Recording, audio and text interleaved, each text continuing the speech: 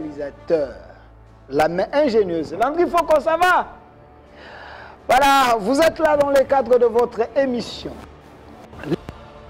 L'Isolo Yabana Mboka. Ici, nous parlons de l'actualité, les sujets qui dérangent, et nous appelons les hommes faits pour traiter les grandes lignes d'actualité avec nous. L'actualité de la semaine, vous êtes sans ignorer que dans cette émission, nous faisons l'effort de prendre les leaders d'opinion pour vous aider à ce que vous puissiez comprendre l'actualité de mon pays et aussi proposer les pistes de solutions aux dirigeants. Sur ce, le lot de Solana Mboka, moko ya bai au peuple appelle ça mandat.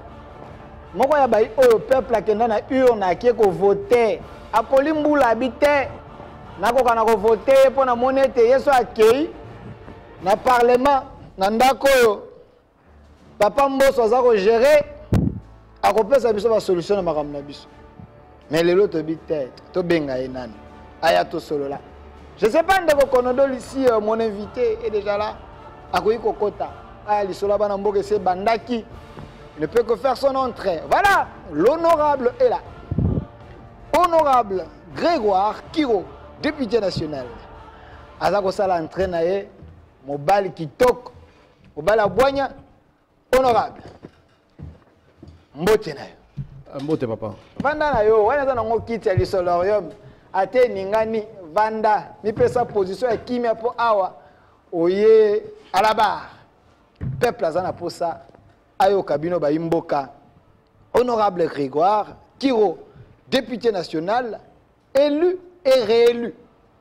Précision des alliés de taille, réélu de la ville de Beni au nord Kivu. Secrétaire général, il y a RCD, KML, d'un grand homme politique de mon pays, Mboussa Nyamouissi. Vous allez être membre de l'Union sacrée.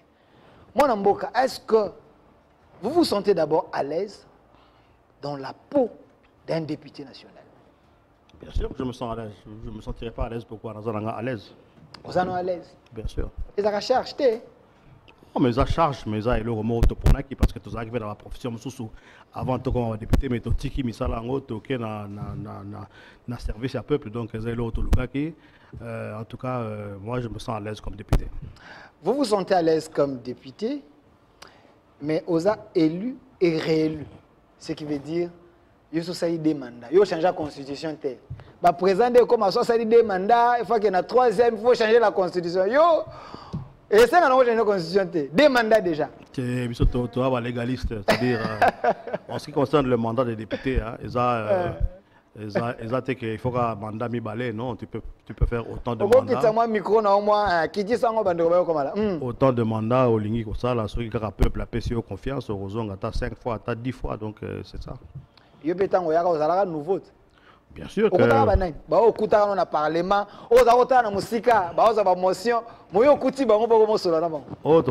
je crois, Vieux Lokondo, Thomas Lokondo, non, mais intelligent. Oui, père son âme. Je crois les Délices Sanga, Tokuta Bango. Ah, Okuta Délices Sanga. Oui, je crois Tokuta Ba. C'est quelqu'un qui a l'expérience, hein. Député sous le quoi. Le coup là-bas honorable Lusenge, donc moi est belé, mais bazonga pena mingite, la moyenne à Rozonga ba député, ils ont un peu plus de 10%. Hein. Ok. Vraiment élection après élection, ils ont la bon. Mais Badeli c'est ça bazonga na bango ba lutundu là. Ba lutundu là. Kasi bangwana ba moi est belé hein. Kasi bangwana ba sali. Bamende. Bangwana ba pratiquement un peu plus de 10% bangwana au bazonga. Bazonga parce que ça la bien, peuple a ça va en confiance. To ba yebi ndenge politique ça les mara donc moi botika bango ezate. Wana kotika kotara na mozinda makambote, je ne sais pas répondre à cette question là, il faut retourner bango moko quel est le secret à kozonga na bango. Ah oui, ça combat de cage hein. Na souci ya ko aider peuple. Pour les amis tout, vous allez solo, to peut aller solo. Ba question par procuration ils allent rater tout solo là. Ça va solo peuple. Pas de problème. Tant pis la non ça qui na yamba peuple ya Beni, ya ville na pe belé pe mi tout na payer. Mais la question de curiosité, ça va nous peuple au foot. Bon, mon niveau est sika parce que vous êtes ancien. Avant mon roi sika député bah côté dans le parlement. Quelle est la différence que vous faites entre le Parlement Oya Bino, Obino Bokutaka, il y a sage, na Parlement Oyo, Génération Péasikeye, et ça mandat na bangwa liboso. Et Kiti, et baby si on est à Parlement na Bino, to ba yoko bakisa moi 1+. Bon, ça c'est une question, moi pas c'est pour juger. C'est-à-dire que c'est pas moi qui dois décider équité ou équité. C'est le public qui doit décider ce qui a satisfait par rapport à mandat passé. Donc c'est pas une question à laquelle moi je peux répondre. Au niveau de réaction, au niveau de... Non, je ne suis pas obligé de répondre à cette question là parce que je voudrais les uns ou les autres. Bon, non, sans citer les noms, mais en termes généraux, dans le sens général. J'ai mon point de vue, mais bon, c'est mon point de vue personnel. Mais il ne compte pas. Le point de vue qui compte, c'est celui du public. Il faut retourner au peuple. On a la question, il y a micro-baladeur, il retourne à Batou. Mandat à 2006-2011, mandat à 2012-2018-19, mandat à 2019, et l'eau. Bon, mon différence, c'est ça. Puis c'est comment avant? Ce sont des questions qu'il faut poser au public. Alors, Okoki Mano, Mituna, mais Mituna, Zayen, on est belé à Togo Solo là. C'est-à-dire quoi? Nous sommes obligés de répondre à Namutuna Nyo sur retour. Mais c'est un peuple. Non, mais c'est exact que pour un peuple, il faut répondre à tout. Et non, je ne suis pas obligé. Oboï peuple. Ah, papa, il ne faut pas me raconter des histoires comme ça. Oboï peuple, ça dit quoi? Ok. Moi, Namboka, honorable Kiro, de comment FC Ngabi, député à Union Sacrée, basé dans un complexe Mbosso. Donc, vous ne pensez plus pays, mais il y a plutôt le mot d'ordre, c'est que les autres refusaient, à l'époque où il y avait autorité morale. Moi, vous avez dicté parlement, c'est la même chose na bino oyo, vous êtes censé que le peuple, que changer les choses quand il y a changement. Voilà pourquoi toutes ces questions, tout ça n'a posé à la lumière avant tout quand on a non, par exemple, tu as un mot d'ordre à quelle occasion, par exemple? N'est une occasion, moi, je ne me souviens pas avoir reçu le moindre mot d'ordre de la part du président Bosso. Non. Mot d'ordre, non. N'est une question. Ligne Rolanda. N'est une question. On a la Kabound peut-être. Je ne vois pas. Je ne vois pas, non. Pour la Kabound, on a parlement mot d'ordre qu'il fallait, quel que soit. Bon. Ce qu'on dit, hein, vous êtes dicté. Bon, moi, personnellement, je n'ai jamais reçu de mot d'ordre, en tout cas, en ce qui concerne même Jean-Marc Kabound. Ils allaient comme ma famille politique. Bon, il y avait un conflit dans l'UDPS. Hein. L'UDPS qui est le parti au pouvoir aujourd'hui. Bon, maintenant, comme il fallait faire partir Jean-Marc Kabound, bon, ils sont passés par la majorité des députés de l'Union Sacrée, effectivement. Donc, c'est ça. Alors, avec vous, il y a autant de sujets sur la question de l'Est, on va en parler. Il y a aussi les social peuples, nous allons en parler. Il y a aussi d'autres questions, questions à diplomatie. Il y a aussi questions à élection, parce qu'il y a des groupes qui s'élèvent pour dire que c'est ni au Ezali. Ah ouais, ça va signoter que l'élection il faut qu'il y ait un glissement. Mais avant ça, il y a un de diaspora FC. Non, comme vous allez recevoir honorable Kiro, Azali un ancien. C'est quelqu'un qui se respecte, c'est quelqu'un cartésien, moi solo moi mingi. Alors, il y avait un sujet qui a révélation un ancien président il a décidé Martin Fayulu.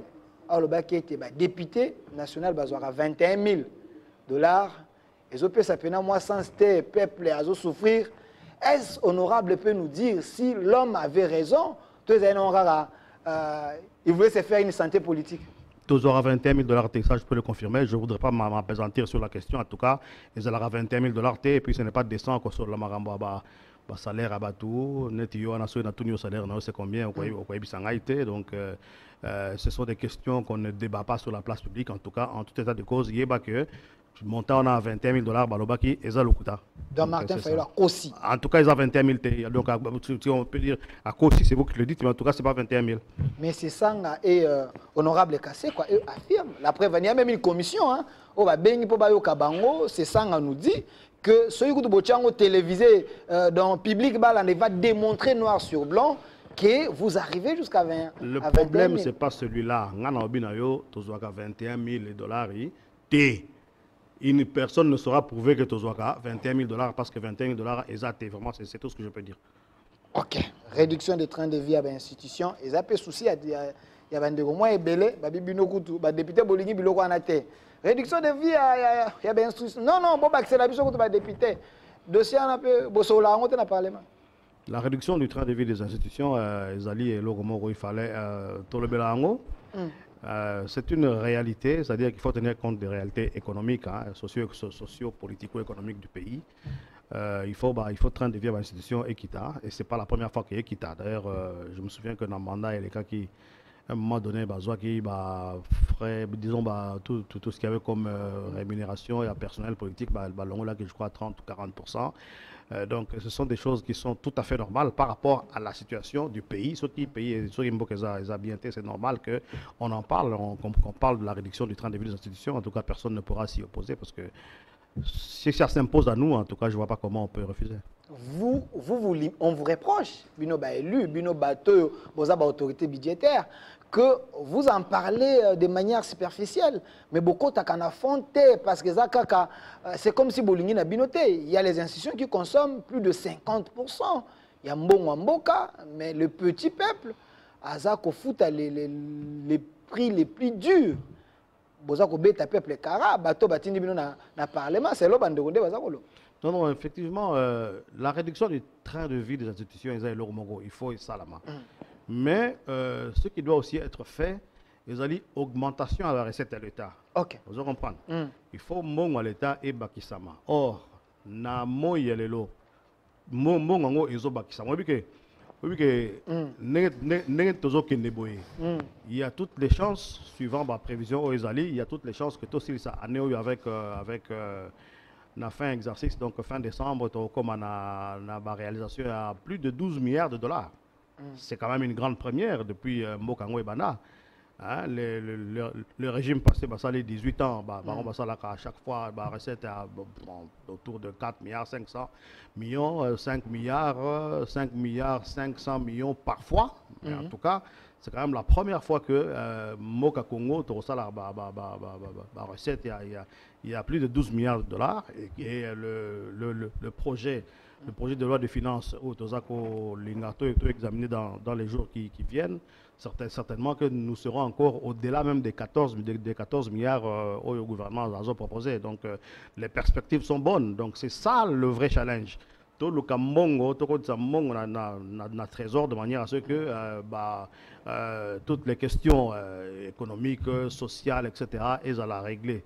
Donc c'est ça le vrai challenge. Est-ce que ce n'est pas de la poudre aux yeux? Parce que quand j'ai suivi Olivier Kamita, tout qui dit l'inquiétude s'installe. Tout est au rouge.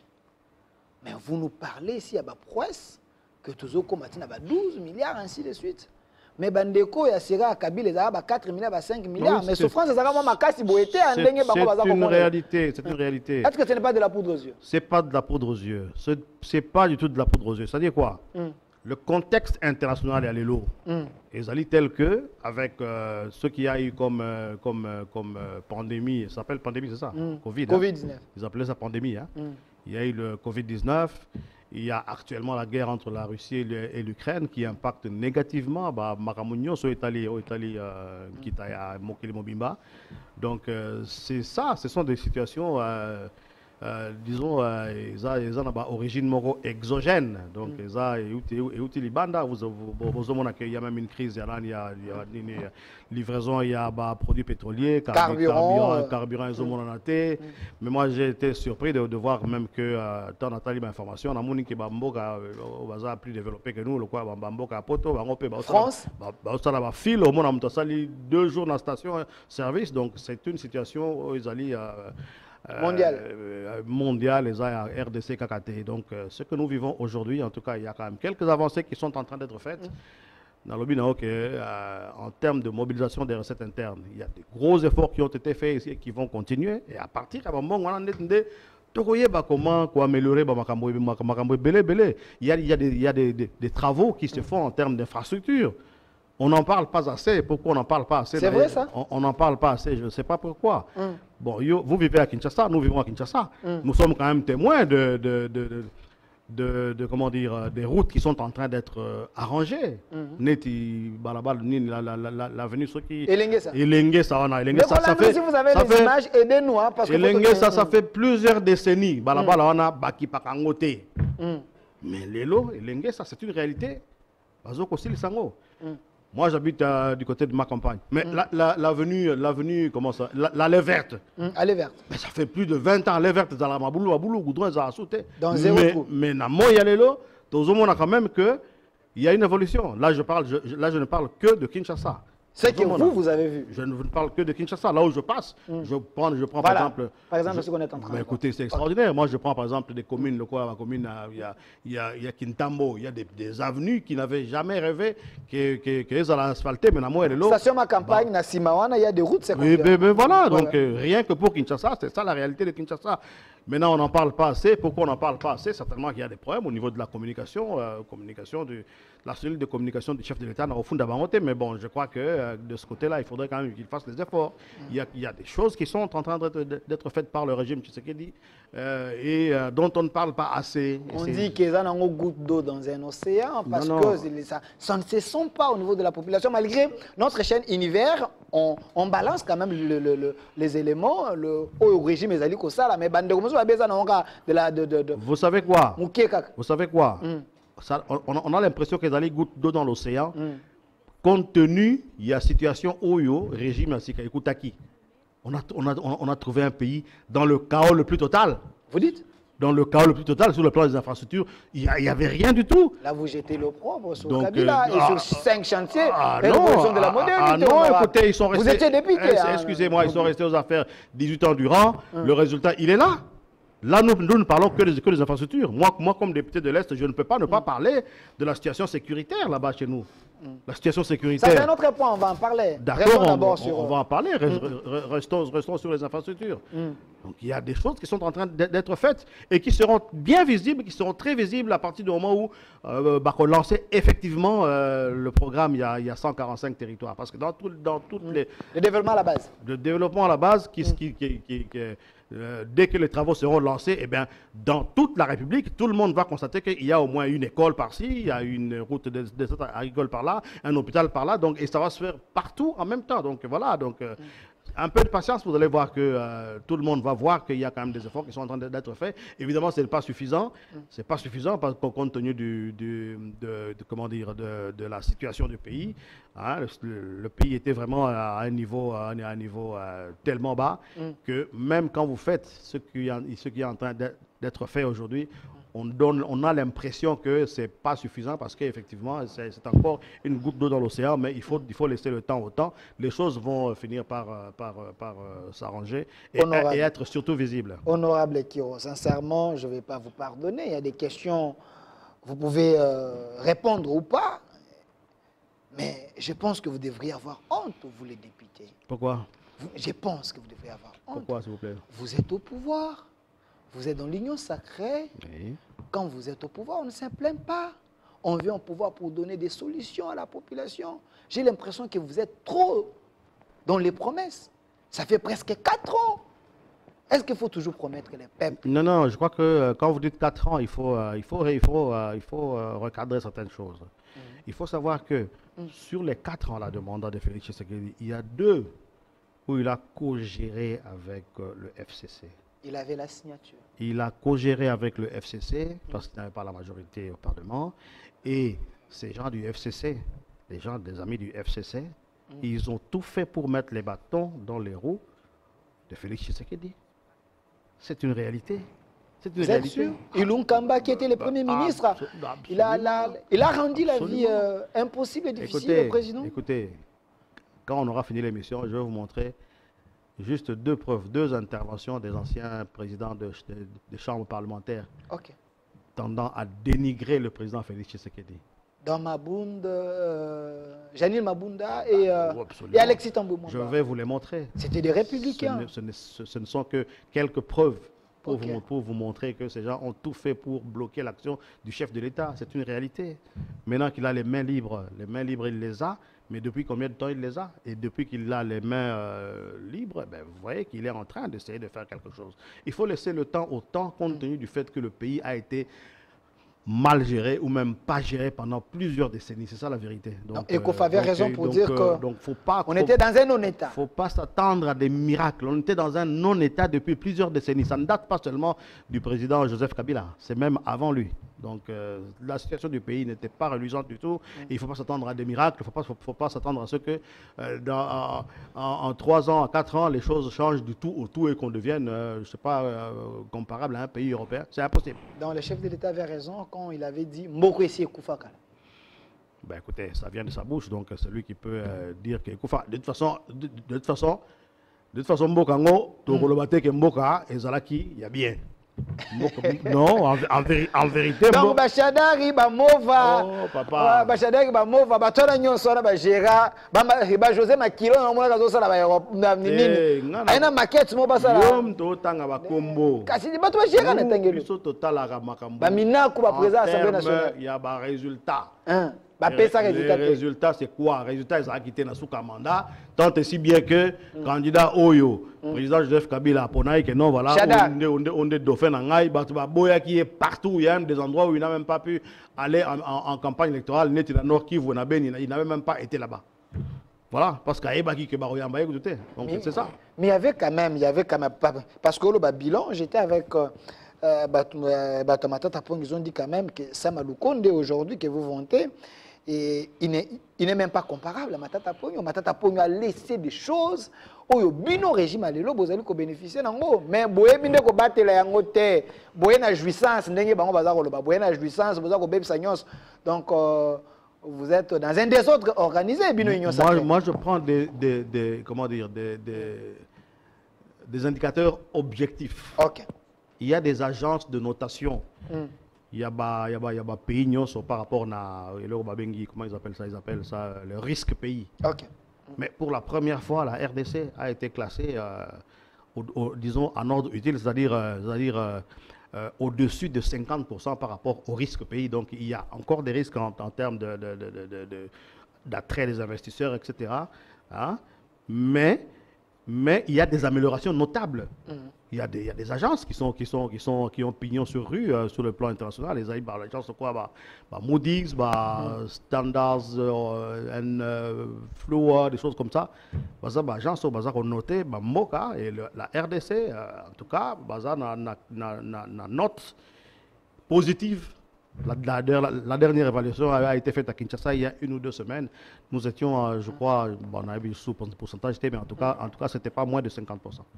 Donc voilà, c'est ça des indicateurs objectifs. Je vous ai dit tantôt que nous allons clôturer l'année avec des recettes de plus de 12 milliards de dollars. C'est quand même un indicateur objectif, n'est-ce pas? Maintenant, et c'est dans quel contexte? Dans un contexte post-Covid, dans un contexte de guerre contre l'Ukraine, disons entre la Russie et l'Ukraine. Le contexte international, il n'est pas favorable du tout depuis que le chef de l'État gère effectivement, donc sans le boulet, sans traîner le boulet FCC. Sans la main noire du FCC. Donc c'est ça la vérité. Donc, il y a des choses qui sont en train d'être faites. Quand vous me parlez de la gestion des anciens premiers ministres que vous citez, Matata Pogno, un homme excellent, intelligent, c'est lui qui a fait des prouesses. Les prouesses, il les a faites comment? Parce que la bancarisation aujourd'hui, c'est lui, l'hôtel du gouvernement, c'est lui, les avions, excusez-moi, on ne peut pas juger quelqu'un sur 1 ou 2 bâtiments. Non, par contre, Bukangalozo, parlons-en, c'est un scandale, un énorme scandale. Kinshasa et toute sa périphérie auraient, au jour d'aujourd'hui, logiquement, n'auraient plus de problèmes alimentaires. On ne serait pas occupé à importer du riz, à importer de la farine de maïs, etc. etc. Si Bukangalozo avait marché, et si ça n'a pas marché, c'est une question d'hommes. Ce sont les hommes qui n'avaient pas été de bonne foi, simplement. Donc on ne peut pas dire... Quand vous parlez des hommes, vous faites allusion à Matata Pogno parce qu'il n'est même pas justifiable, parce que l'homme semble être innocent. On ne peut pas juger les gens sur le fait d'avoir construit l'immeuble intelligent. On ne peut pas vous juger sur ça, entre nous, soit dit. Mais là, quand même, ramener des réformes, même à Matata Pogno, au sein de l'administration. Si aujourd'hui vous êtes bien payé, c'est grâce à lui. L'homme a quand même fait des prouesses. Mais Bukangalozo, dont vous parlez, l'homme dit qu'il est innocent. Il était devant la justice. On n'arrive pas même à prouver qu'il a pris un franc. Entre l'époque où il gérait et celle d'aujourd'hui, les recettes de l'État ont pratiquement triplé. C'est pas une prouesse, ça. Et puis c'est un aveu d'échec de sa part. Voilà. Parce que le volume importé en termes disons, le volume de marchandises importées n'a pas augmenté. l'activité économique n'a pas augmenté, disons, de manière fondamentale. Il y a juste la collecte de l'impôt qui a été améliorée. Et TVA. Et le reste là, avant l'arrivée de Félix Tshisekedi aux affaires, quand on était encore dans des recettes de 4 milliards 500, de 5 milliards, la différence là, elle allait où? Voilà la question qu'il faut se poser, plutôt que d'encenser des gens parce qu'ils ne sont plus là. Ok. Honorable, j'aimerais quand même qu'on aille encore plus vite, parce que ce qui est important, c'est que le peuple puisse comprendre que vous êtes en train de travailler pour les pays. Voilà pourquoi nous vous invitons. Vous avez les mandats de parler au nom du peuple, de défendre s'il faut, expliquer également à votre électorat. Mais il y a une question, honorable. Vous êtes député national. On dit que vous ne travaillez pas mieux. Vous laissez plus l'IGF faire votre travail. L'IGF interpelle, l'IGF aide plus le chef de l'État. Mais au Parlement, vous passez vos temps à dormir. C'est comme si vous ne voyez pas ce qui se passe au pays. Non. Moi, je suis de la Commission économique, financière et contrôle budgétaire. Il y a des contrôles qui seront lancés incessamment. Nous aurions dû commencer déjà à la fin de la session passée. Malheureusement, il y a eu quelques petits couacs, des contretemps qui ont fait qu'on n'a pas pu aller contrôler notamment les régies financières, notamment. Mais ça sera fait incessamment et l'IGF qui fait un travail appréciable ne sera pas seul. Nous avons redynamisé, n'est-ce pas, la République a réactivé, a redynamisé l'activité de la Cour des comptes, la Cour des comptes qui est le bras financier du Parlement. Donc, en tout cas, vous allez voir que le Parlement, disons en ce qui concerne l'Assemblée nationale, nous allons faire un travail très appréciable en termes de contrôle et nous allons nous compléter avec l'IGF. J'aime bien, vous allez faire un travail. Donc, il est presque 4 ans, on peut dire, 3 ans et demi, vous étiez distrait. Non. Il y a déjà eu des contrôles, sauf que nous, on fait pas beaucoup de publicité. Il y a déjà eu des contrôles. Il y a déjà eu des contrôles organisés dans et ça a pondu quoi? Ça a donné quoi comme résultat? Oh oui, ne vous en faites pas. Si aujourd'hui il y a une augmentation presque exponentielle des recettes de l'État, c'est du fait, pas seulement de l'IGF, c'est du fait de tout le monde qui est associé au contrôle. Vous voyez? Parce que maintenant, pour la première fois depuis plusieurs décennies, les agents de l'État, les fonctionnaires de l'État, ceux qui sont en charge de la collecte des recettes publiques, ils ont peur avant de détourner. Vous voyez? Donc avant c'était un sport national, maintenant ça devient l'exception. Avant c'était un sport national. Ah oui, c'était un sport national, maintenant ça devient, maintenant ça devient une exception. Et tout le monde y a mis du sien, y compris le Parlement. Donc l'IGF, Alengue dit c'est quelqu'un à féliciter. Tout à fait, bien sûr. Bien sûr, pourquoi on le féliciterait pas? Ok. Alors, honorable, laissez-moi vous poser ces questions. Les chefs de l'État se plaignent souvent de la justice et dit qu'apparemment de ce côté-là, il y a trop de couacs. Mais vous avez le pouvoir d'interpeller même la ministre de la Justice. Quelle est votre lecture de l'état du droit aujourd'hui en RDC? Les choses évoluent ou on est stagnante?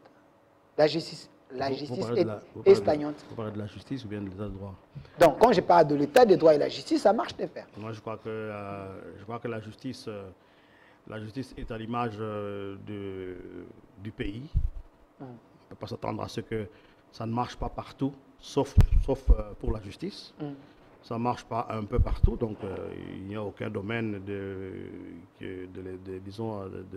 la vie publique qui fonctionne et il n'y a aucune raison que seulement la justice se comporte bien. Donc il y a une réforme de fond qui doit être faite au niveau de la justice parce que c'est quand même le socle de l'état de droit. Un pays sans justice, c'est un pays en tout cas qui n'a pas d'avenir. Donc tout ce qu'il y a comme détournement, comme violation des droits de l'homme, comme tout ce qu'il y a comme ceci ou cela, comme exaction, doit être réprimé par la justice. Et pour cela, il faut que la justice soit réellement indépendante et qu'elle soit vraiment un instrument consciencieux. Il faut vraiment une réforme profonde. Moi, je crois que les deux réformes hyper importante qu'on doit amorcer, c'est celle concernant d'abord la justice. Disons la justice et l'armée, les forces de sécurité. Tout cela doit être très bien reformé de manière à ce que nous puissions recouvrer notre souveraineté. Et une bonne justice élève le pays. Ah, bien sûr. Et pensez-vous que la justice de la RDC est indépendante? Bon, à bien des égards, elle est indépendante. À certains égards, il me semble quand même que, bon, parfois, il y a certains hauts magistrats, certains juges qui reçoivent des injonctions politiques. C'est ça l'impression que j'ai. Je n'ai jamais fouillé là, mais j'ai l'impression parfois qu'il y a des dossiers qui sont il y a la même mise, qui sont laissés tomber comme ça de manière assez inexpliquée. Mais bon, nous sommes une jeune démocratie, nous sommes un pays qui vient de très loin. Les choses, il faut, comme je disais au début, il faut laisser le temps au temps. Les choses vont finir par s'arranger, mais il faut avoir le courage de mener les réformes. Et c'est ça que nous devons absolument faire. Donc, en quelque sorte, vous donnez à Matata Pognon raison, qui avait dit que la justice est instrumentalisée. Si vous dites il y a certains dossiers qui n'évoluent pas, il semblerait qu'il y a de forces obscures, donc l'instrumentalisation est validée. Écoutez, Matata Pognon, il avait parlé pour son cas, mais écoutez, je vous ai donné Bukanga Alonso, écoutez, même un enfant de l'école primaire, il sait que Bukanga Alonso a posé problème. Où sont partis les fonds? Où est passé Mais c'est la justice Nous avons une justice. Voilà, c'est la justice. Écoutez-moi bien, s'il vous plaît. Donc l'homme est clean. S'il vous plaît, il y a, je crois, je parle de mémoire, hein, je crois que ça doit faire quelque chose comme 280 millions de dollars qui avaient été investis dans l'affaire et pour un résultat nul. Maintenant, il faut qu'on nous dise, ok, d'accord, il peut être innocent, d'accord. Mais le magot, il est passé où? Où sont passés les fonds? Ils sont allés quelque part. Il y avait quand même la première livraison ici. Les gens consommaient Bukanga Alonso. Et c'est la justice qui doit justement faire son travail de fouiner pour comprendre où est passé l'argent. Et ce n'est pas le seul dossier comme ça, malheureusement. Donc, voilà. Alors, honorable Kiro, je précise, honorable Grégoire Kiro, député national, élu et réélu de la ville de Béni, au Nord Kivu, secrétaire général de RCD KML de Moussa Nyamouissi. Il est également membre de l'Union sacrée. Donc, vous pensez que le régime Tshisekedi est différent du régime Kabila? Il y a quand même des améliorations. S'il faudrait coter le régime Tshisekedi, par rapport à ce que ce régime a fait, on peut donner 4, 5, 6, 10?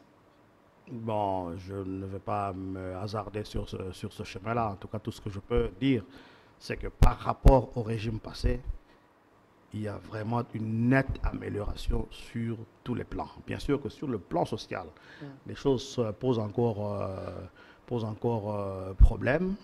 Hein, il y a encore la souffrance, le pouvoir d'achat, la population qui ne suit pas. Et bien sûr que sur le plan sécuritaire, la situation n'est pas reluisante. Moi, je viens de l'Est, comme je le disais, donc à l'Est, comme élu de l'Est, je constate que l'insécurité, elle n'a pas pris fin, malgré toutes les initiatives qui ont été prises par le chef de l'État.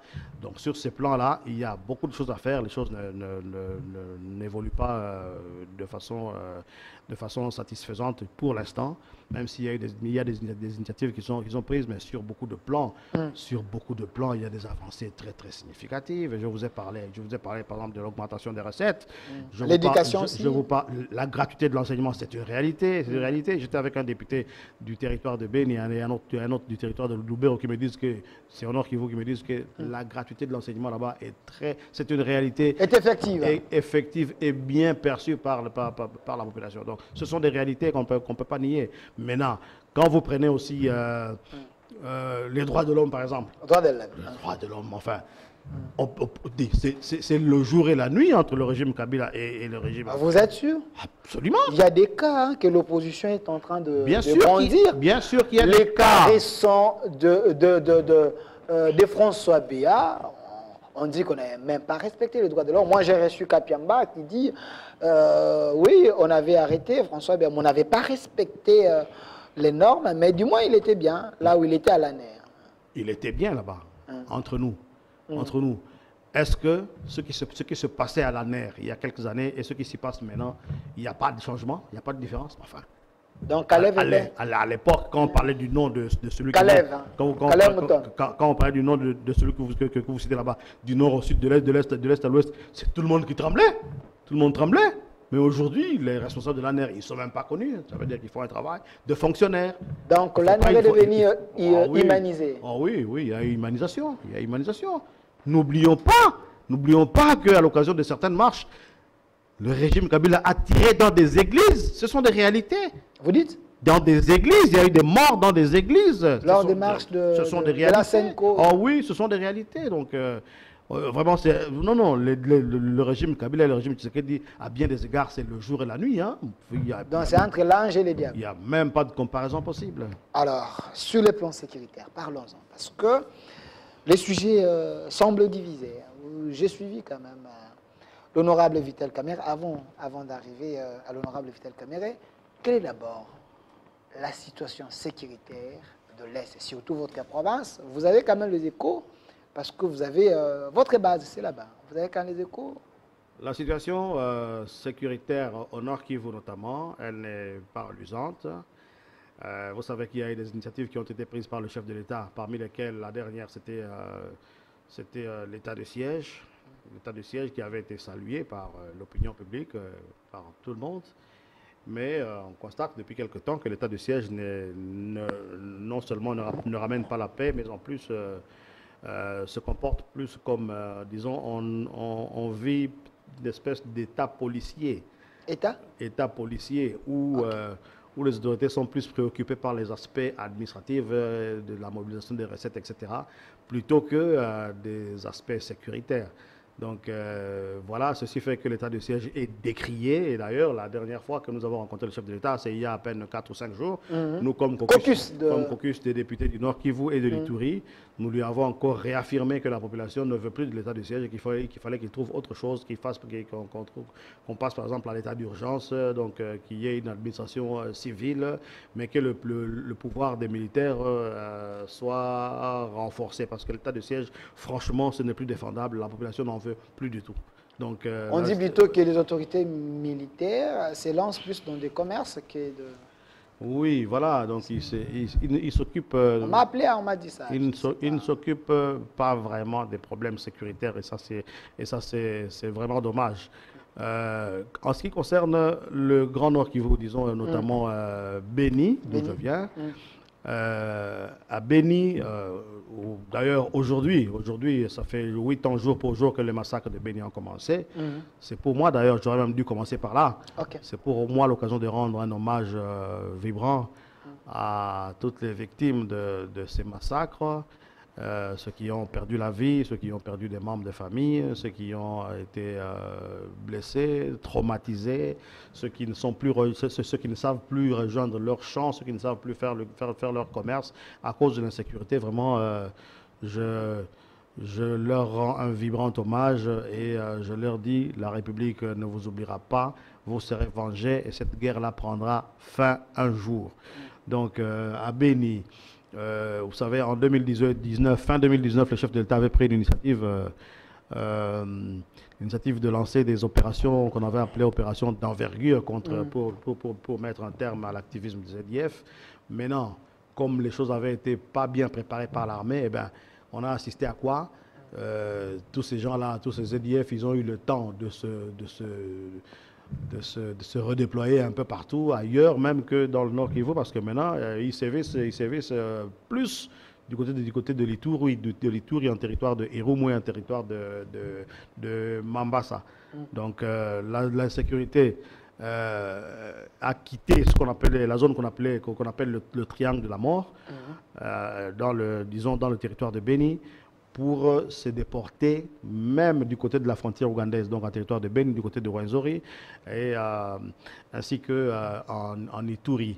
Et vous avez suivi récemment qu'il y a eu même l'attaque de la prison de Butembo, l'attaque de la prison de Kakwangura. C'était une attaque signée par ADF, parce qu'il y avait une revendication même de l'État islamique par rapport à cela.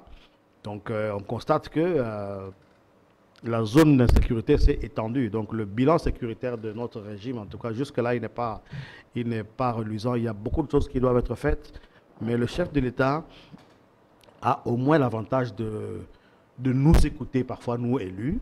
Hein. En tout cas, il lui arrive souvent de nous inviter pour nous écouter. Et nous, quand nous demandons de le rencontrer, il ne refuse jamais. En tout cas, on dialogue. Il y a des initiatives qui sont prises, sauf que jusque-là, elles n'ont pas encore apporté de fruits et la population n'est pas du tout contente de la situation sécuritaire. Mais, honorable Grégoire Kio, je précise que vous êtes également secrétaire général du KML, dans le parti Cher Mboussanya aussi. Bien sûr, oui. Un doyen de ces côtés-là, quelqu'un qui connaît les milliers. Mais un diaspora m'avait demandé de poser cette question. Il dit, mais Mboussanya ici, on lui avait donné une mission. Parce que lui, qui connaît les terrains, il pouvait aider les chefs de l'État à trouver la raison. Mais apparemment, il est allé en Europe, il a laissé la situation comme ça. Et, vous connaissez bien la situation. Mais qu'est-ce qui fait que vous n'arrivez pas à donner des pistes et des solutions pour que les choses changent? Parce que vous êtes quand même élu de ces côtés-là 2 fois. Vous connaissez bien certaines réalités. Moussa Niamoussi est revenu au pays, ça fait quelques années. Il avait dit clairement qu'il revenait pour apporter sa pierre à l'édification. Ce qui n'est pas le cas. De la paix. Et à chaque fois qu'il est consulté, il ne manque pas de donner des orientations au chef de l'État parce que nous sommes membres de l'Union sacrée. Ces orientations ne payent pas. Bon, écoutez, ne donnent pas de fruits. Oui, mais il n'est pas aux affaires. Il n'a aucune fonction officielle. Il ne faut pas demander, il faut pas lui demander des comptes à lui. Il faut demander des comptes à ceux qui sont aux affaires. Moussa Niamoussi, il n'est pas aux affaires. Donc, s'il est consulté, c'est à titre purement informel. Donc, c'est pas à lui qu'il faut demander des comptes par rapport à ça. Une question de curiosité, je vous la pose quand même. Mboussou avait dit, cher honorable, quittez les groupes armés. Il y a des gens qui pensent que vous, les députés de ces côtés-là, parce que vous faites vos campagnes, il y a que ce peuple-là qui vous vote. Quand Mboussou dit quittez les groupes armés, est-ce que vous n'êtes pas en intelligence? Je ne parle pas de vous. Les députés de ces côtés-là, est-ce que vous ne complotez pas contre votre peuple? Parce qu'on dit que vous connaissez des secrets que l'État n'a pas l'accès. Bon, écoutez, nous sommes victimes. En fait, le pays est victime de l'absence de l'État. Le pays est victime de l'absence de l'État. On ne peut pas avoir des informations importantes par rapport à l'implication de certains élus, de certaines personnalités politiques dans les massacres de l'Est, et puis se limiter à dire quitter les groupes armés. On ne peut pas se limiter en si bon chemin. Non, moi je suis parmi ceux qui pensent, d'ailleurs je l'ai même dit au président Bosso une fois, je dis mais si vous avez des éléments, si des éléments probants, si la justice se réclame tel député, mais livrez-le, parce qu'il aura l'occasion de se défendre. Moi, il m'est arrivé d'être cité par un EDF qui est lors de son procès à Béni. Je suis allé voir le président Bosso moi-même pour lui dire, mais écoutez, il y a un type qui m'a cité. Moi, je ne sais pas. La politique, c'est un jeu compliqué. Il y a des gens qui vont le voir, qui vont voir des prisonniers là-bas pour dire, écoutez... Pour vous nuire. Oui, bon, on lui donne, je ne sais pas, 100 ou 200 ou 300 $. On dit, voilà, bon, ok, lors de ton procès, tu vas dire ceci, cela. Le président Bosso m'avait dit ceci. Écoute, toi, tu dis que tu veux aller être confronté au type là à Béni. Mais la justice ne t'a pas réclamé. Tu vas quand même pas aller là-bas de ton propre gré. Donc, c'est ça. Il y a tous ces aspects-là. Mais moi, je suis parmi ceux qui encouragent le président Bosso. De par la position qu'il occupe, il a certainement beaucoup d'informations sur les uns et les autres. Moi, je suis parmi ceux qui l'encouragent à livrer à la justice ce sur qui pèsent de vrais soupçons. Pas des accusations farfelues, parce qu'il y en a aussi. Hein. Il y a aussi des accusations farfelues qui sont faites juste pour nuire. Mais quand vous allez en profondeur, vous vous rendez compte que ça ne repose sur rien. J'ai reçu autant de députés ici, même honorable Jean-Baptiste Kasseko, lui aussi qui avait dit il y a des choses. Hein. Il y a des députés qui connaissent certaines choses. Mais quand même, il y a un fils de ces coins. Récemment, il a fait une tournée de ces côtés-là. Il s'appelle le pacificateur, M. Vital Kamere, président de l'UNC, membre influent de l'Union sacrée. Il a proposé une piste de solution, c'est mettre ensemble avec l'Ouganda, le Rwanda et le M23, essayer un peu de parler, négocier, dialoguer et dégager des solutions. Est-ce, pensez-vous, que c'est une décision salvatrice ou une proposition meilleure? Non, personnellement, je ne crois pas à la justesse d'une telle approche. C'est-à-dire, nous sommes victimes comme je le disais, de la fragilité de notre État. Nous avons une armée à problème, nous avons des services, nous avons des services boiteux. Donc, nous sommes un État tellement faible que tous nos petits voisins, malheureusement, qui sont généralement pauvres, ils ont tendance à venir faire leurs emplettes sur notre territoire national. Et plus particulièrement à l'Est, il y a un pays qu'on doit citer en particulier, c'est le Rwanda. Le Rwanda a des velléités territoriales sur notre pays. Personne ne peut le nier. D'ailleurs, nous sommes en train de constater les élus de l'Ouest ici, les élus de l'ancien Équateur, de l'ancien Bandundu, ils nous disent que ce qui se passe à Kwamouth, il y a entre le peuple Teke et Yaka, en réalité, il y a aussi une main noire. Et on cite des éleveurs venus probablement du Rwanda. Des Mboro. Voilà. Non, les Mboro. On dit qu'il y a des Mboro. Voilà. Donc c'est ça, ce sont des réalités. Ce qui se passe dans le sud ou Bangui, je crois. Sud ou Bangui, il y a des problèmes là-bas aussi. On parle aussi de la main du Rwanda. Donc alors maintenant, quand le président Vital Kamerhe propose qu'on aille négocier avec des gens qui ont des velléités territoriales sur notre pays, bon, c'est pour leur donner vraiment l'occasion de présenter leurs revendications.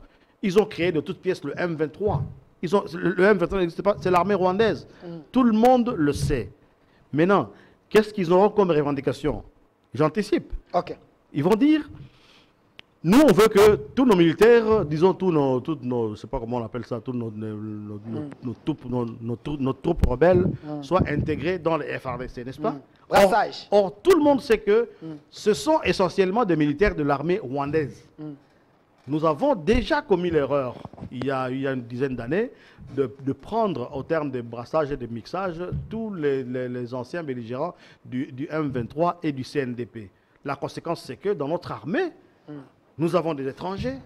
Il y a des étrangers. Donc nous avons une armée infiltrée. Oh, bien sûr que nous avons une armée infiltrée, ça c'est clair, tout le monde le sait. Et au plus haut niveau en plus. Vous dites? Au plus haut niveau. Excusez-moi, il y a des officiers supérieurs qui ont servi dans l'armée ougandaise, dans l'armée rwandaise, avant de venir dans l'armée congolaise. C'est un cas inédit à travers le monde. Alors, honorable, mais apparemment, c'est comme si vous êtes...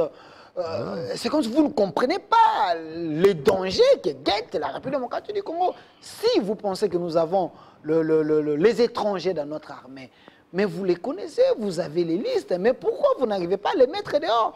Vous êtes si faible, le Congo est si à genoux comme ça. Là, vous parlez de quoi? De l'institution Parlement? Écoutez, il faut quand même... il faut pas... Non, il faut qu'il y ait un lobbying, parce que vous êtes quand même les représentants du peuple. Il ne faut pas inverser le rôle. Il ne faut pas inverser le rôle. Nous, notre rôle se limite au lobbying. Le lobbying, nous le faisons. Nous le faisons. Maintenant, il y a des services qui doivent identifier toutes ces personnes qui ne sont pas forcément loyales à la République. Ce n'est pas à moi de le faire. Il y a des services qui sont là pour ça. Donc c'est ça, c'est une réalité. Nous avons une armée qui est infiltrée. Nous avons une armée avec certains responsables, heureusement que ce n'est pas tous, avec certains responsables qui sont dans l'affairisme. Il y en a même qui... Les commerçants. Il y en a même qui parviennent à détourner les fonds destinés aux opérations. Les militaires, ils crèvent de faim sur le terrain là-bas, sur le théâtre des opérations, alors que des gens sont en train de se construire des immeubles à 10-20 étages ici. C'est anormal. Donc c'est ça mais vous les connaissez. C'est ça les problèmes de notre armée. La justice, vous les connaissez. Mais la justice est là. Pourquoi ne pas interpeller? Pourquoi ne pas interpeller le ministre de la Justice? Non, vous dites. Non. C'est votre rôle honorable. Les militaires vous dites au ministre, on a détourné l'argent de militaires, nous voulons voir clair. Je ne laisserai pas passer cela. Les militaires ne relèvent pas du ministre de la Justice. Ou de la Défense. Voilà. Ou de la Défense alors. Le ministre de la Défense, combien de fois nous l'avons interpellé là-bas? Combien de fois? Il a interpellé plusieurs fois. Moi j'ai assisté plusieurs fois là-bas. On dit que non. Avant que le ministre de la Défense puisse parler, il faut que vous puissiez sortir parce que les dossiers de la Défense, c'est des dossiers sensibles. Oui, c'est pas ça le problème. Oui. Donc, mais ça ne change pas. Les débats peuvent se dérouler à huis clos. À huis clos. C'est pas ça le problème. Il y a effectivement certains dossiers qui ne doivent pas être portés à la connaissance du public. Par exemple, l'armement dont nous disposons, ça ne doit pas être porté à la connaissance du public, parce que dans le public, là, il y a aussi des ennemis. Donc, il faut comprendre certains huis clos dans ce sens-là. Maintenant, ce que nous, on fait, c'est quoi? C'est qu'à l'issue de ces interpellations, il y a des commissions qui sont mises en place et où on peut entendre même des généraux Des commissions naïves qui ne produisent rien. Et ça se fait, ça se fait. Le problème, c'est que ce n'est pas nous qui avons la décision. Nous faisons rapport. Nous faisons rapport à qui de droit. C'est qui de droit qui doit prendre la décision. Et vous avez suivi la dernière décision du chef de l'État. C'est une décision salutaire qui a été saluée par tout le monde. Le chambardement au niveau de l'état-major général. C'est une décision qui était attendue depuis plusieurs années et qui vient enfin d'arriver. Donc voilà. Maintenant, nous encourageons le chef de l'État à aller plus loin parce qu'il n'y a pas que à l'état-major général qui avait des problèmes de léthargie et autres. Mais il faut aussi aller maintenant sur terrain. Il faut regarder au cas par cas le cas de tous ces commandants qui sont sur le théâtre des opérations. Donc c'est ça. Alors, en dehors de cela, si vous refusez la proposition de Vital Kamerhe, un homme expérimenté qui veut aider sa nation, alors, quelle serait la meilleure solution? L'armée régionale, pensez-vous que ça ne va plus nous créer des problèmes? Parce que notre armée ne semble pas donner des résultats. Bounagan est pris, ça fait au-delà plus de 100 jours. Alors la solution, c'est l'armée régionale? Non, à mon avis, non. Les armées étrangères, elles peuvent nous venir en aide juste. Mais le travail principal doit être fait par notre propre armée. Et notre propre armée, comme je l'ai dit tantôt, elle pose problème. Maintenant, l'armée doit absolument monter en puissance. Nous n'avons pas d'autre choix que de réorganiser notre armée. Nous n'avons pas. Vous avez trouvé une armée structurée. Kabila, vous avez laissé une armée structurée. Nous n'avons pas d'autre choix que de réorganiser cette armée-là. Cette armée infiltrée, cette armée avec des affairistes, cette armée désorganisée où il y a même des tenues militaires des FARDC qui se retrouvent dans les rangs des ZDF, etc. C'est tout ça qu'il faut remettre à plat. Donc nous n'avons pas d'autre choix que d'organiser notre armée. Si nous ne le faisons pas, nous n'allons jamais cesser d'être enquiquinés par les voisins qui ont des velléités de pillage et des velléités territoriales sur notre pays. Donc nous n'avons pas d'autre choix. Il y a une loi de programmation militaire qui était passée en habilitation par le gouvernement pendant que nous étions en vacances parlementaires. C'est une loi qui est censée permettre à l'armée d'avoir des financements. Mais non, il ne suffit pas de financer l'armée parce que ce que les gens oublient, ce qui ne se dit pas, c'est que l'armée n'a jamais, disons pour la guerre de l'Est, l'armée n'a jamais reçu autant de moyens que sous le président Félix Tshisekedi. On dit que ces moyens n'arrivent pas. C'est ça la vérité. C'est chimérique, c'est juste dans les papiers. Mais les soldats qui sont là n'en bénéficient pas. C'est ça la vérité. Pourquoi en parler alors? C'est ça la vérité. Les moyens sont là, mais ils prennent des destinations autres que celles pour lesquelles ils ont été débloqués. Donc vous restez plaintif sans trouver des solutions? Non, l'une des solutions, c'est ce qui a été fait, le chambardement de l'état-major. Maintenant, il faut aller plus loin de manière à ce que l'armée soit capable, et pour que l'armée soit capable, il faut qu'elle soit d'abord motivée. Et la motivation passe d'abord par les conditions matérielles des militaires. Les militaires qui sont en babouche, les militaires qui n'ont pas à manger, qui n'ont pas de médicaments et tout ça, ce sont des choses anormales. Donc notre armée doit monter en puissance. C'est bien de compter sur les armées étrangères, hein, bien sûr. Les AC, l'UPDF, l'armée ougandaise qui est en opération conjointe avec les FARDC du côté de Beni et du côté de l'Ituri. Mais non, tant que nous n'avons pas une armée capable d'être dissuasive, eh bien ça ne marchera pas. Donc nous avons l'obligation, c'est une obligation que nous avons de remettre notre armée sur pied. Donc alors, c'est ça la solution. Nous avons une obligation de remettre notre armée sur pied, mais avant que je vous donne... aller négocier avec le M23, négocier avec le... Écoutez, nous allons continuer à avaler des couleuvres jusqu'à quand? Nous allons continuer à nous faire humilier jusqu'à quand? C'est une mauvaise solution. Nous devons organiser notre armée de manière à ce qu'elle soit capable. Voilà. Donc la proposition des Kamerhe, c'est une proposition dangereuse. À mon sens... Il ne faut même pas suivre. À mon sens, c'est une mauvaise proposition. Donc voilà, nous sommes dans un débat politique. Moi, mon point de vue, c'est que c'est une mauvaise proposition. Alors, il y a un ancien gouverneur, M. Iber Kabasoubawo, qui est en exil. Il m'a appelé pour me dire d'elle faire arrête de t'époumoner sur tes plateaux avec tes invités, parce que la situation de l'Est, c'est très difficile de trouver les solutions, parce que notre armée n'a pas même les avions de guerre. Pas encore les hélicoptères qui peuvent faire peur même aux autres. La preuve, on avait appelé... les Angolais ici pour venir sillonner à Kingaka, essayer un peu de marcher. Donc, on n'a pas assez de matériel. La MONUSCO est là. La MONUSCO même dit que le M23 a des armes sophistiquées. Sur ces, il faut aller même chercher la Russie, acheter les armes. Comment faire? Parce que nous sommes sous embargo. Non, non, nous ne sommes pas vraiment sous embargo. Évidemment, nous devons faire une pression diplomatique pour que comment dire, cette obligation que nous avons de chaque fois déclarer ce que nous voulons acheter comme armement, hein, au Conseil de sécurité, il faut que cela soit levé. Il y a heureusement certains pays qui commencent à comprendre la position de la RDC. Et donc, si nous n'avons pas d'avion aujourd'hui, que faire maintenant? Alors, il faut faire tout pour acquérir ces avions. Il faut faire pour les acquérir. Actuellement, la guerre ne se mène pas avec des avions. La guerre se mène, la guérilla, comme on fait face à des terroristes de l'EDF dans une forêt dense. Ça se mène par des moyens technologiques importants, c'est-à-dire des drones. Il y a ce qu'on appelle des drones intelligents. Des drones intelligents qui doivent localiser l'ennemi et faire des frappes chirurgicales. C'est comme ça que se mène la guerre actuellement. C'est comme ça que ça se mène actuellement. Et comment acheter ce matériel? Comment acheter ce matériel? Maintenant, ça coûte combien ce matériel-là? Moi, je me suis renseigné une fois. Je ne vous dirai pas le prix, mais c'est assez dérisoire par rapport à la République. Pourquoi nous n'avons jamais acquis ce matériel-là? J'ai suivi quand même une dénonciation d'un journaliste ici qui dit on était allé acheter les matériels pour l'armée, mais on a acheté des drones pour filmer des fêtes. Donc, pas de drones au niveau de notre armée. Écoutez, mais c'est terrible. Écoutez, ça pourrait porter à sourire, ça pourrait porter à rire si la conséquence de tout cela, ce n'était pas que les massacres continuent et que la guerre continue. Mais c'est malheureux, c'est hélas vrai.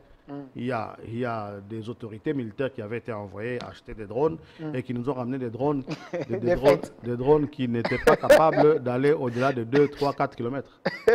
Vous vous rendez compte? Oui, c'est terrible. Mais c'est terrible. Bon, voilà, c'est sur cette armée-là que le président Félix Tshisekedi est tombé à son arrivée. Donc c'est ça nos réalités. Ouais, ça fait mal. Honorable, regardez la caméra. Je vous laisse 2 minutes. Quelles sont les pistes et des solutions plus rapides, étant qu'honorable, le fils du coin, si le ministre Sam est en train de vous suivre, le chef du gouvernement, le ministre de la Défense, le chef de l'État, quels sont les axes prioritaires? Pour terminer d'abord ces problèmes, c'est long, je ne sais pas, et c'est un peu de proposer. Il n'y a pas 36 solutions. La seule solution, c'est de purger notre armée. C'est de la réorganiser et de la doter de moyens suffisants en matériel ainsi qu'en motivation des militaires. Il n'y a pas une autre solution. Il n'y a pas 36 solutions. Non. Les armées étrangères qui viennent, elles viennent en appui, elles viennent nous aider. Et puis, sachant que nous, comme Congolais, nous sommes comme des orphelins. Parce que là, je le dis en connaissance de cause, nous sommes victimes, notre pays est victime d'un complot international. Vous avez suivi ce que dit la MONUSCO.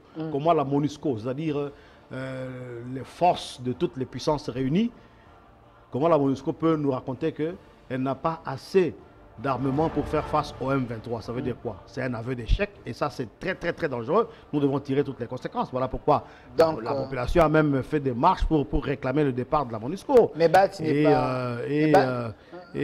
nous avons rencontré à ce sujet le ministre des Affaires étrangères pour lui demander où est-ce qu'on en était avec cette affaire de la MONUSCO. Et il nous a dit, nous étions en groupe de députés du Nord Kivu, il nous avait dit que effectivement le gouvernement était en train d'entamer pour parler avec les Nations Unies ainsi qu'avec la MONUSCO pour voir dans quelle mesure elle peut se désengager de la République avant l'échéance prévue. L'échéance prévue c'était je crois 2024 parce que maintenant ce n'est plus tenable. On peut plus continuer avec une force qui affirme clairement, sans embâche, qui ne donne pas de résultats. Qui ne donne pas de résultats. Là, depuis plus de 20 ans, et voilà, donc ça ne peut pas continuer comme ça. Alors, je termine, 5 secondes. Le chef de l'État mérite d'être réélu en 2023? À mon sens, le travail qu'il a amorcé, si on lui donne encore un nouveau mandat pour le parachever, ça ne serait pas mauvais. Il a beaucoup de choses à faire sur le plan notamment sécuritaire. Toutes les initiatives qu'il a prises depuis qu'il est là n'ont pas amené de résultats, mais au moins lui, il a fait preuve de bonne foi. Au moins, il fait preuve de bonne foi. Quand il nous rencontre, nous lui disons, voilà, peut-être que si on fait ceci, les choses peuvent marcher. Il prend certaines initiatives après nous avoir consultés, et malheureusement, jusque-là, elle n'apporte pas de Merci. solution. Mais je crois que vraiment... il est de bonne volonté, il a vraiment la volonté de bien faire et ça c'est déjà beaucoup. Merci honorable. Kiromé, avant que je termine, j'aimerais placer un mot. C'est vraiment important. J'ai suivi une information en train de circuler. J'ai suivi M. Mouzitou, président de Nouvel-Élan, un membre de la MOCA, qui dit il croyait, dire il y a Faïlou, pour la vérité des urnes et autres, mais il s'est rendu compte que M. Faïlou, c'était quelqu'un qui ne pesait pas un terme à la présidence de la République. Alors moi je pense que si l'opposition de mon pays, appelée une opposition d'ailleurs pétée par les chefs de l'État, vous n'avez pas une offre politique à proposer, laissez la distraction. Moi je pense que Félix Tshisekedi peut continuer, parce qu'il travaille déjà bien, Sama Lukonde est en train de travailler, Banzele Zosalema, Misale Zosalema. Alors, il faut aller de l'avant. L'opposition, tika non ba distraction. Tika non bina bina, tika ba distraction. Chef de l'État est là en train de travailler. Prions pour les chefs de l'État, tout soutenir, parce que je pense qu'avec lui, les meilleurs, Ezali. C'est aussi mon point de vue. Vous savez dans quelles conditions la MOCA avait été créée? Vous bien après élection, c'est mon président. En tout cas, on ne voit plus à quoi ça peut servir encore au Tika. Ce que nous devons faire maintenant, disons qu'au Simba chef de l'État, qu'au PSA Maboko, de manière à ce que tout ça, l'Isaïe, Ameka, qu'au Komisamboka, Nesika, il y a bien. Autre chose. Autre chose. Quand vous parlez de l'opposition, une idée me revient en tête. Nous, Bisso Tozaki va député ensemble à Moïse Katumbi. Mais nous avons décidé de faire une fronde. Nous sommes une quarantaine de députés. Tout le mois, ça fait, je crois, plus de 8 mois. D'ailleurs, c'est moi qui avais lu le communiqué. Il y a annonçant que nous quittons cette mouvance-là parce que nous ne sommes pas d'accord. Nous avons pris l'option de soutenir le chef de l'État, Félix Antoine Tshisekedi, mais Bango battu ensemble pour la République, parce que c'est un nouveau parti. Bango, non seulement ils ont des ministres au gouvernement, mais en plus ils critiquent le gouvernement. Nous avons dit non, ça ne peut pas continuer. Olivier Kamita, tu l'as fait. Ça ne peut pas continuer comme ça. Mais il faut être correct. Donc, ce qu'on dit que estime va sauter, mais vous dites clairement que nous quittons officiellement l'Union sacrée et tous nos ministres, nous les retirons du gouvernement. Comme ça, les choses sont claires. Voilà ce que je pouvais dire. Merci. Ça n'est fini pour aujourd'hui. Francis Kalombo, j'ai besoin de vous. Baaloukaya, Francis Kalombo, Baaloukaya. Tout solo là qui est honorable, je pense qu'on a quelque chose à faire. Alors, restez fidèles à nos programmes. C'était votre émission. L'Isoloram. Derrière la caméra, Junior Konodoli. Vraiment un caméraman compétent, bogard, intelligent. Également la réalisation, une très belle réalisation de M. Landry Foucault. L'homme qui sait tout faire, la main ingénieuse. Merci à vous également.